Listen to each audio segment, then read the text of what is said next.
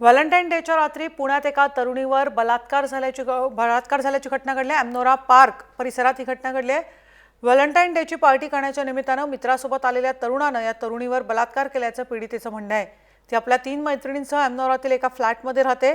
आरोपी फिरोजच्या मित्राच्या या मैत्रिणी आहेत। फिरोजचा मित्र अमनोरातील एका जिममध्ये ट्रेनर आहे।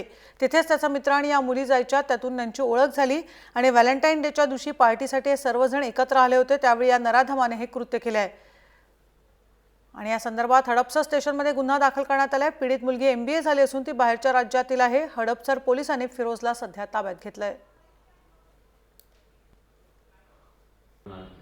हडपसर पोलीस स्टेशनच्या हद्दीत अमनोरा टाउनमध्ये 4 मुली फ्लॅटवर भाड्याने राहत होत्या आणि तिथंच त्या कंट्री क्लब जिममध्ये ज्या एक्झरसाईजसाठी जायच्या, तेव्हा त्यांची तिथल्या जिम इन्स्ट्रक्टरशी ओळख झाली आणि ओळखीचं रूपांतर मैत्रीमध्ये झालं आणि त्यातून काल ते व्हॅलेंटाईन डेच्या आदल्या दिवशी रात्री फ्लॅटवर सेलिब्रेशनसाठी गेलेले होते।